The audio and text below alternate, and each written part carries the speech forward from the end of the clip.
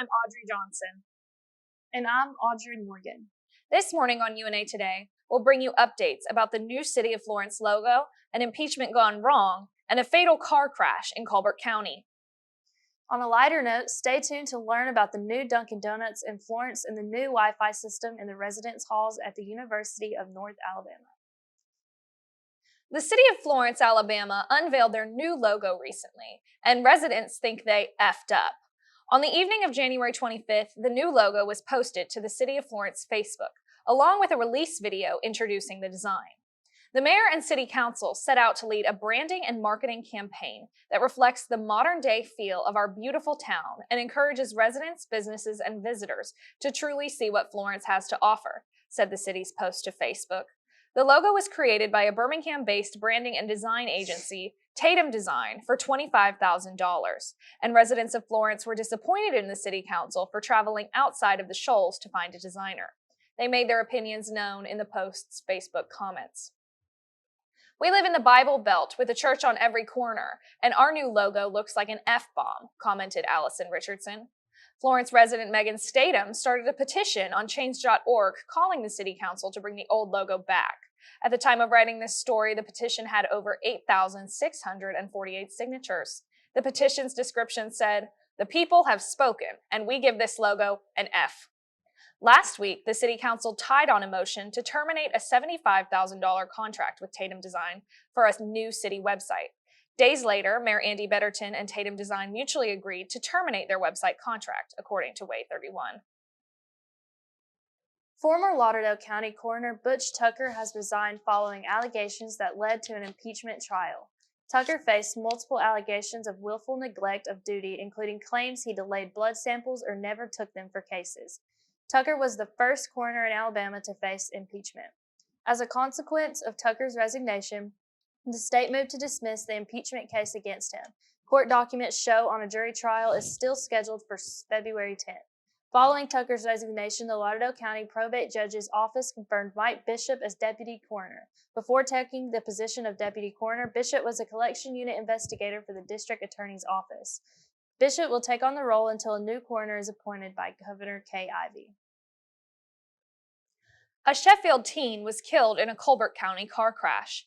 According to the state troopers on the scene, the crash happened late Saturday night at about 11:35 p.m.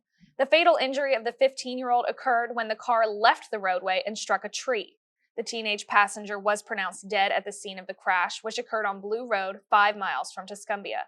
The other two individuals involved in the crash, the driver and a backseat passenger, were airlifted to an area hospital. No further information is available at this time as state troopers continue their investigation.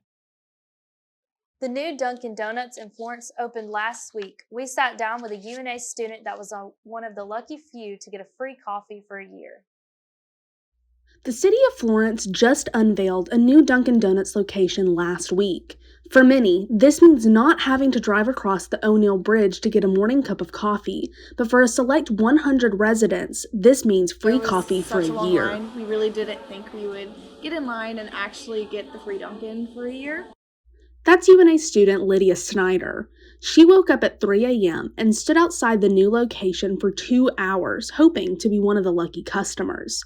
She explained that it's not exactly free coffee every day. So it's not free coffee every single day. It's only 4 coffees a month, but it's for 14 months. So technically more than a year, but it's worth it. I mean, I think I did the math and it was like $200, $300. So that's $200, $300 I saved.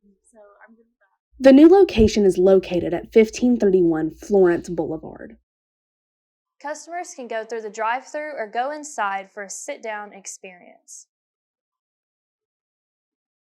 The Housing and Residence Life Department of the University of North Alabama has installed a new Wi-Fi system in all the halls on campus.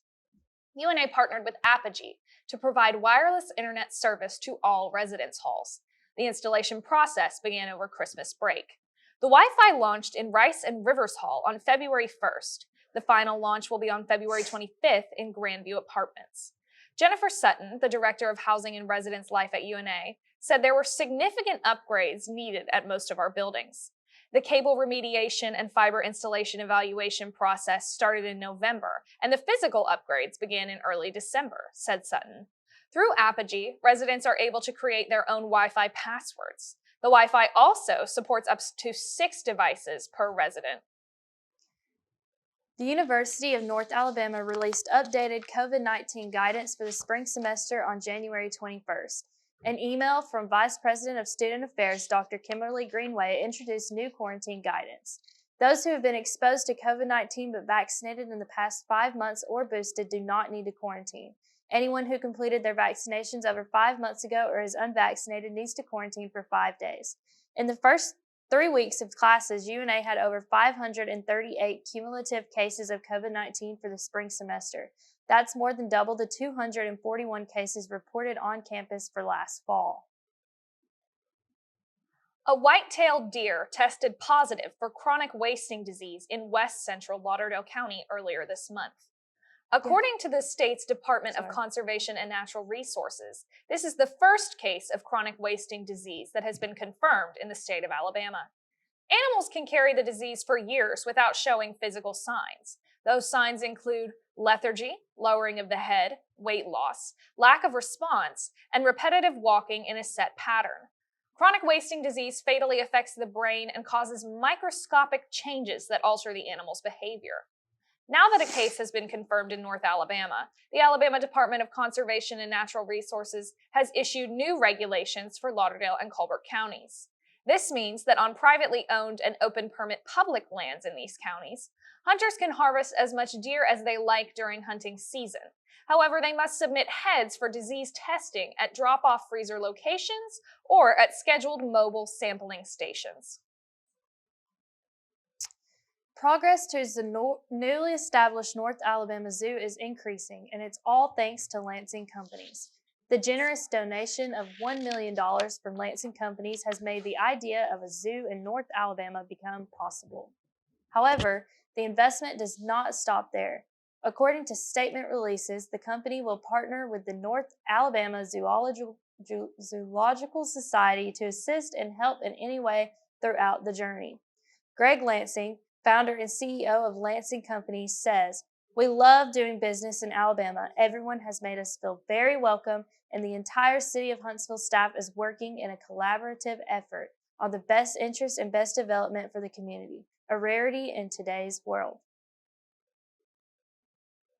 A new airline will be available for use soon at the Northwest Alabama Regional Airport.